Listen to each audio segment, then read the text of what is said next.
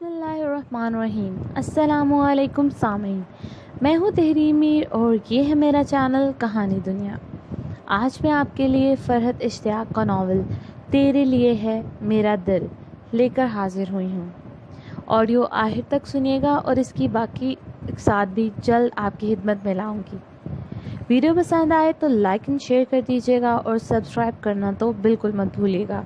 تو آئیے سنتے ہیں پارٹ 1۔ وہ اسے پچھلے 1 مہینے سے یہاں آتا دیکھ رہے تھے۔ پتہ نہیں اس میں ایسی کیا بات محسوس ہوئی تھی جو وہ اس کی طرف متوجہ ہو گئے تھے۔ خود ان کا تو برسوں پرانا معمول تھا کہ وہ شام میں واک کرنے کے لیے پارک آیا کرتے تھے، مگر اس لڑکی کو انہوں نے اس سے پہلے یہاں آتے کبھی نہ دیکھا تھا۔ یہ 1 مہینہ بیشتر کی بات تھی جب انہوں نے اسے پہلی مرتبہ دیکھا۔ روزانہ 6 بجے کے قریب وہ پارک آتی اور پارک کے کونے میں بالکل الگ تھلگ سی بینچ پر بیٹھ جایا کرتی۔ اتنے وسیع پارک کے قدر سنسان سی جگہ پر واقع اس بینچ پر کوئی اور بیٹھتا بھی نہیں تھا، اسی لیے اس کی یہ مخصوص بینچ اسے روز ہی خالی ملتی۔ وہ بظاہر کھیلتے کودتے بچوں پر نگاہیں مرکوز کیے بیٹھی رہتی، مگر انہیں ایسا لگتا جیسے وہ صرف جسمانی طور پر یہاں موجود ہے، ورنہ اس کا دل اور دماغ کہیں اور ہی مصروف عمل ہیں۔ عجیب سی تھکاوٹ اور بیزاری اس کے چہرے پر چھائی رہتی تھی، جیسے وہ ساری دنیا سے ناراض ہے۔ اسے لوگوں نے بڑا مایوس کیا ہے اور وہ اپنی تنہائی اور اکیلے پن کا سوگ منانے یہاں آتی ہے۔ مغرب کا وقت ہوتا اور بچے پارک سے جانا شروع کر دیتے، وہ تب بھی ویسے ہی بیٹھی رہتی۔ پھر جب اندھیرا ہلکا ہلکا پھیلنا شروع ہو جاتا، وہ بینچ پر سے یوں کھڑی ہوتی جیسے ابھی بھی یہاں سے جانا نہیں چاہتی۔ وہ جو اپنی عمر کا ایک بڑا حصہ لوگوں اور ان کے رویوں کو سمجھنے میں گزار چکے تھے، اپنے تجربات کی روشنی میں یہ بات کہہ سکتے تھے کہ وہ اپنے گھر اور گھر کے افراد سے روٹھی ہوئی ایک ناراض سی لڑکی ہے۔ وہ جگہ جہاں وہ رہتی تھی، شاید وہ وہاں رہنا ہی نہیں چاہتی تھی، اسی لیے اس جگہ سے فرار حاصل کرنے کے لیے یہاں چلی آتی تھی۔ مگر یہاں آنے کے باوجود وہ اس جگہ سے متعلق تکلیف دہ سوچوں کو جھٹک نہیں پاتی تھی، اس لیے لاشعوری طور پر سارا وقت وہیں کے بارے میں سوچتی رہتی تھی۔ روزانہ واک کرتے ہوئے وہ 2-3 بار اس کے سامنے سے گزرتے تھے، مگر وہ کبھی بھی ان کی طرف متوجہ نہیں ہوئی تھی۔ آج ایک دم ان کا دل چاہا کہ اس سے جا کر بات کریں اور اسے سمجھائیں کہ اتنی اداسی اور دل گرفتگی اچھی نہیں۔ اگر تمہیں کوئی دکھ پہنچا بھی ہے تو اسے برداشت کرنے کی کوشش کرو اور خدا کی رحمت سے مایوس مت ہو۔ اپنی اس سوچ کو عملی جامہ پہنانے کے لیے وہ واک کرتے ہوئے اس کے پاس آ گئے اور بولے، ہیلو ینگ لیڈی، کیا میں آپ کے پاس بیٹھ سکتا ہوں؟ وہ اپنے کسی دھیان سے چونک کر ان کو حیران نظروں سے اپنے سامنے کھڑا دیکھ رہی تھی۔ شاید ان کی بات اس نے صحیح طور پر سنی بھی نہیں تھی۔ اس کے چہرے کے حیرت بھرے تاثرات کے پیش نظر وہ دوبارہ بولے، بیٹا، کیا میں آپ کے پاس بیٹھ سکتا ہوں؟ جی ضرور، وہ کچھ بوکھلا کر بولی تھی۔ اس کی سمجھ میں نہیں آ رہا تھا کہ وہ کون ہے اور اس کے پاس کیوں بیٹھنا چاہتے ہیں۔ اس کے بولتے ہی وہ فوراً بینچ پر بیٹھ گئے اور اس کی طرف دیکھ کر مسکراتے ہوئے بولے، مجھے نئے دوست بنانے کا بہت شوق ہے۔ یہ اور بات ہے کہ دوستی کے معاملے میں میں بڑا چوزی ہوں، صرف انہی لوگوں سے دوستی کرتا ہوں جو مجھے اچھے لگتے ہیں، اور تم کیونکہ مجھے بہت اچھی لگی ہو اس لیے میں تم سے دوستی کرنا چاہتا ہوں۔ ان کے بے تکلفانہ انداز تخاطب پر وہ بے اختیار مسکرا دی اور بولی، آپ تو مجھے جانتے بھی نہیں ہیں، پھر میں آپ کو اچھی کیسے لگ گئی؟ اچھی لگی ہو اسی لیے تو جاننا چاہتا ہوں کہ میری نئی دوست کون ہے، کہاں رہتی ہے، وغیرہ وغیرہ۔ ان کا دھیما اور پرہلوس سا انداز اسے بے اختیار اپنی گرفت میں لے گیا۔ وہ بڑے دھیان سے اور غور سے ان کی طرف دیکھنے لگی۔ ان کے چہرے پر اتنی شفقت اور محبت محسوس ہو رہی تھی کہ وہ ان کی بات کا جواب دینے کی بجائے ایک ٹک انہیں دیکھتی رہی۔ اسے اتنی توجہ سے اپنی طرف دیکھتے پا کر وہ قدرے شریر انداز میں بولے، کیا میں آج بھی اتنا ہینڈسم ہوں کہ لڑکیاں اتنے غور سے مجھے دیکھیں؟ ان کی بات پر وہ بے اختیار کھلکھلا کر ہنس پڑی۔ وہ اس کے ہنستے مسکراتے چہرے کو بڑی دلچسپی سے دیکھ رہے تھے۔ میرا خیال ہے کہ پہلے میں ہی اپنا تعارف کروا دیتا ہوں۔ کچھ دیر کی خاموشی کے بعد وہ اس سے مخاطب ہوئے، میرا نام سید مبشر لودھی ہے، عمر 69 سال، بقول شاعر کبھی ہم خوبصورت تھے، اگر تم 40-50 سال پہلے ملی ہوتی تو دیکھتی اسمارٹنس اور خوبصورتی کسے کہتے ہیں۔ وہ اتنے ہنس مکھ سے تھے کہ وہ اپنی ریزرو رہنے والی نیچر کے باوجود کہا لگا کر ہنس پڑی اور بولی، آپ ابھی بھی بہت ہینڈسم ہیں، اور اگر خود اپنے منہ سے اپنی ایج نہ بتائیں تو 60 سے زیادہ کے تو لگتے بھی نہیں۔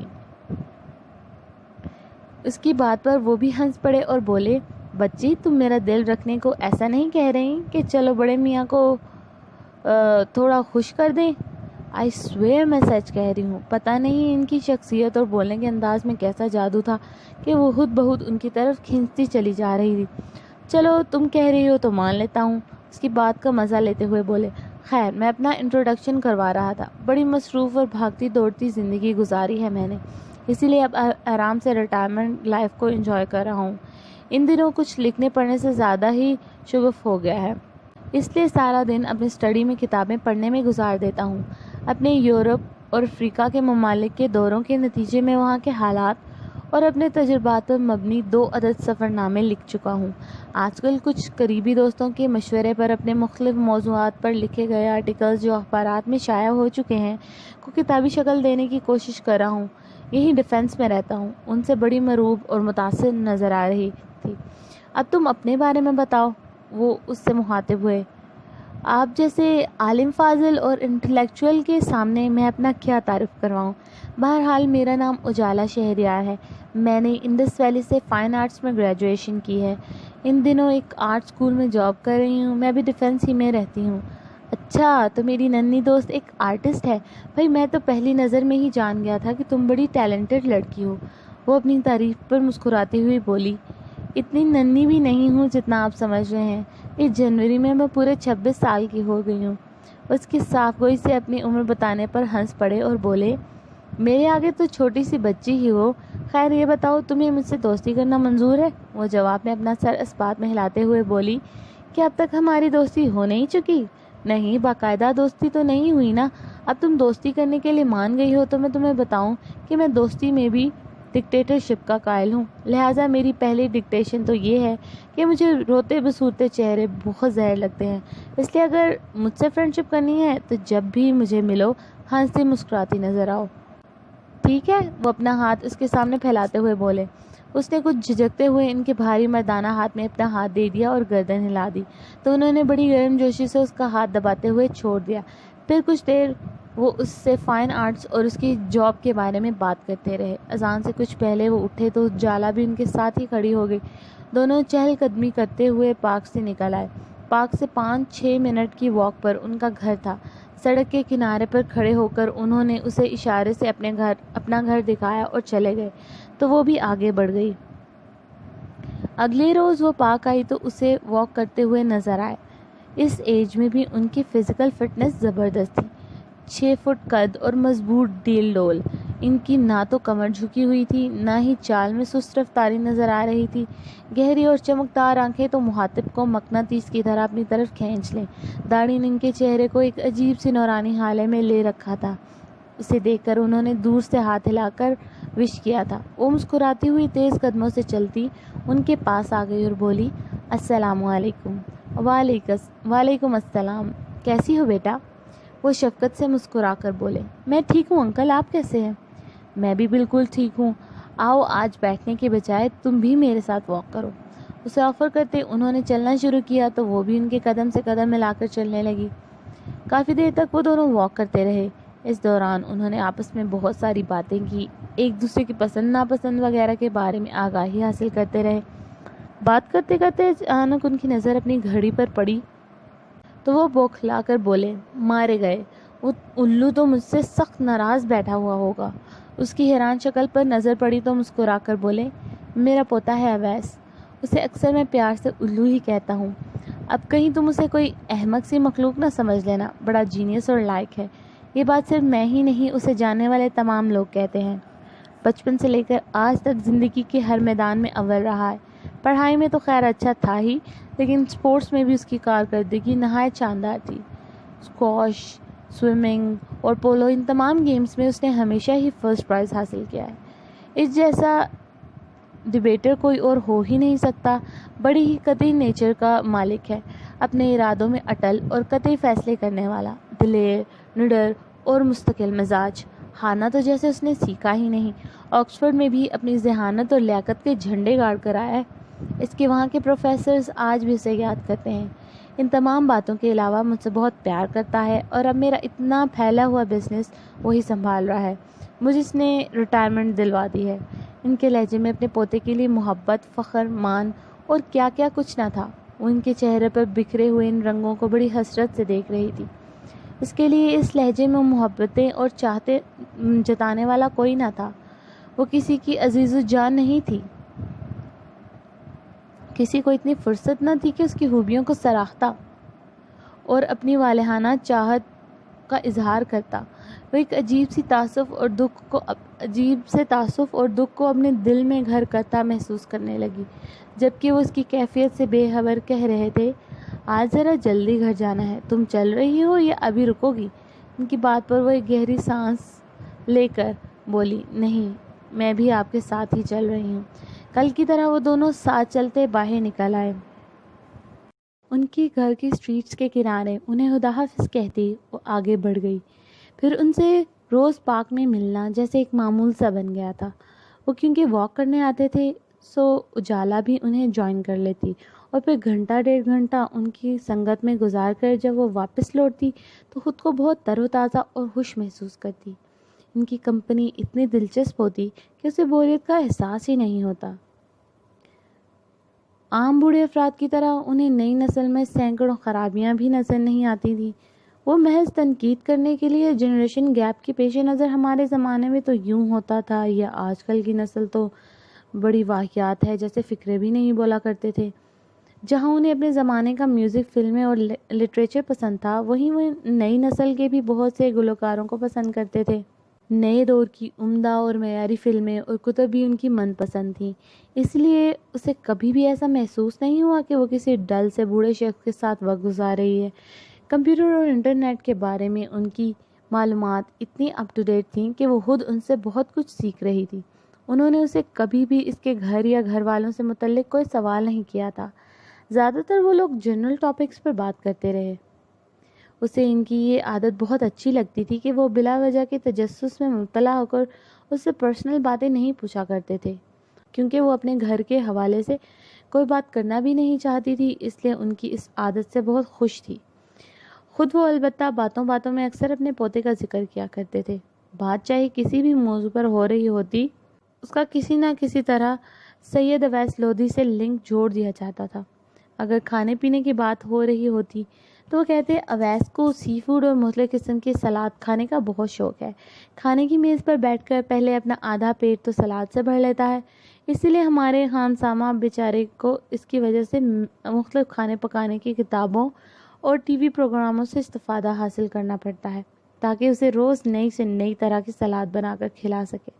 اگر کتابوں کی یا پڑھنے پڑھانے کی بات ہو رہی ہوتی تو کہتے، اویس کو بھی میری طرح کتابوں سے عشق ہے، روزانہ رات کو سونے سے پہلے کچھ نہ کچھ ضرور پڑھتا ہے، چاہے وہ کوئی میگزین ہو یا کوئی کتاب۔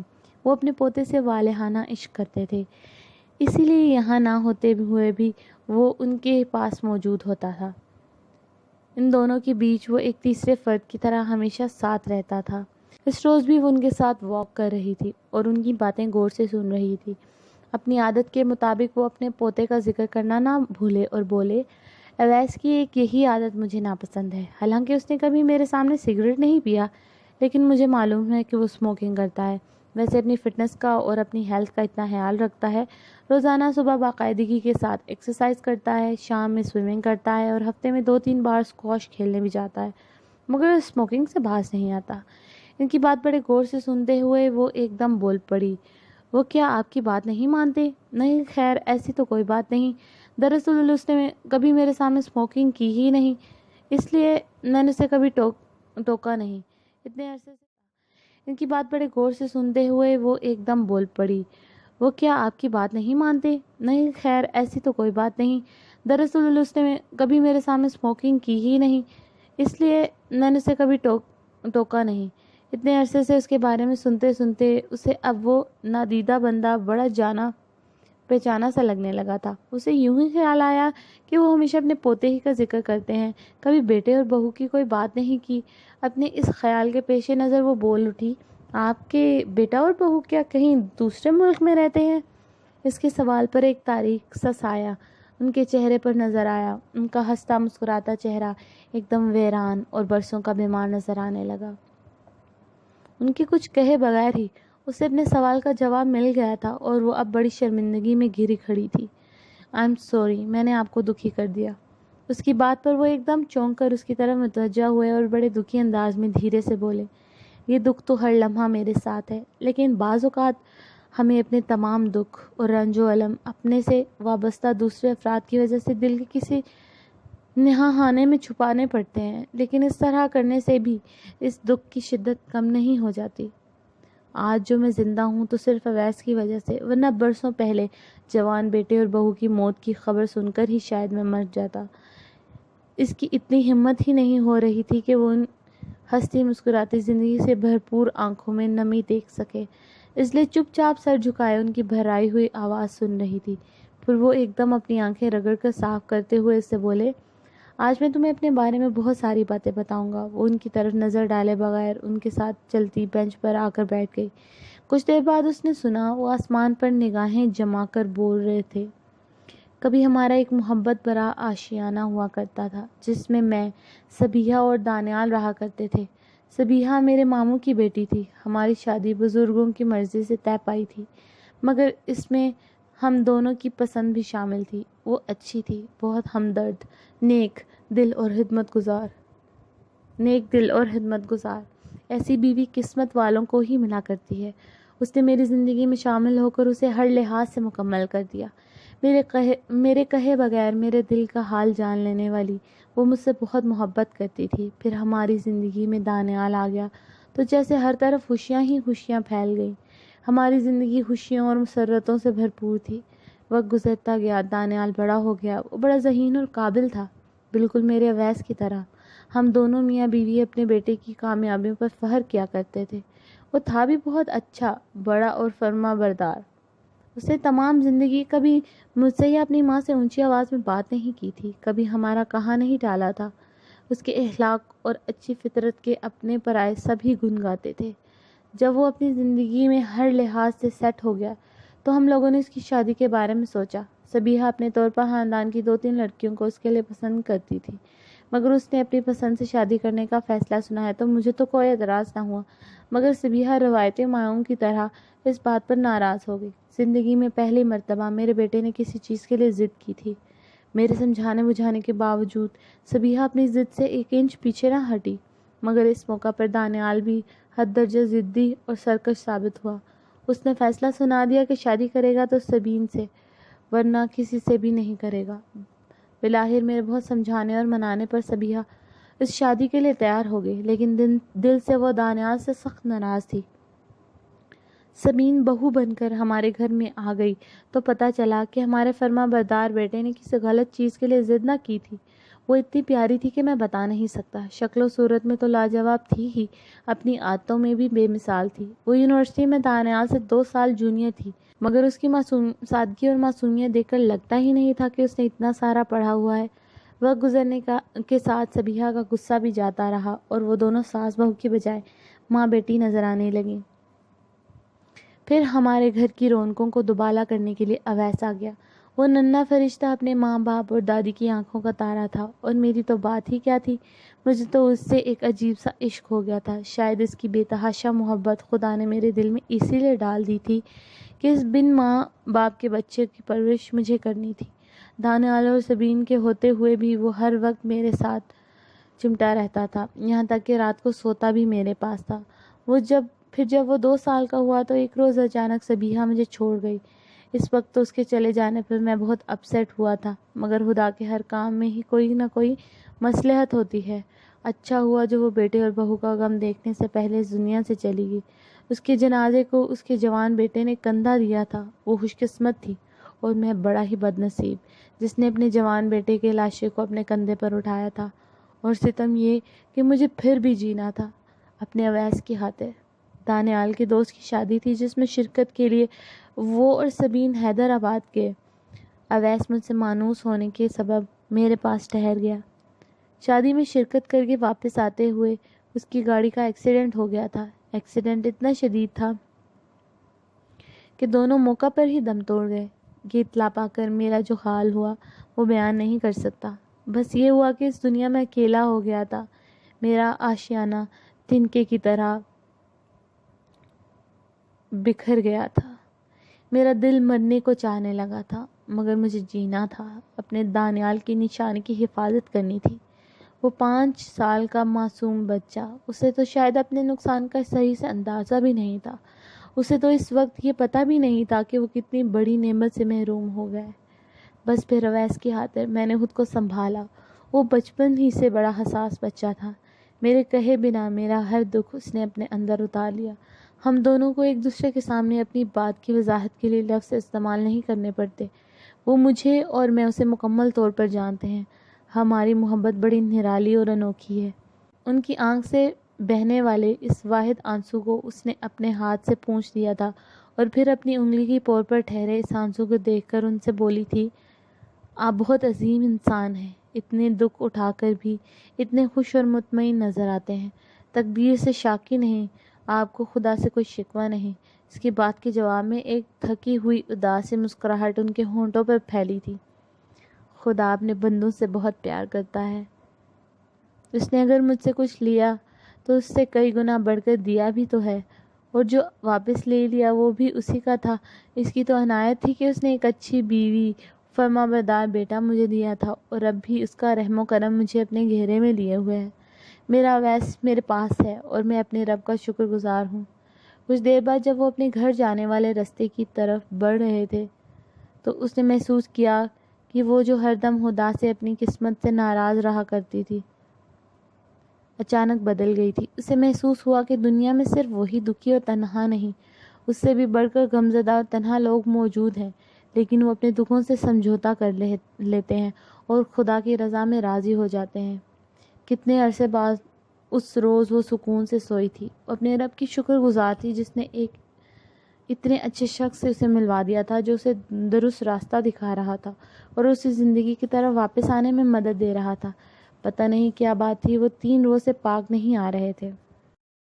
یہاں ہمارے پارٹ 1 کا اختتام ہوتا ہے۔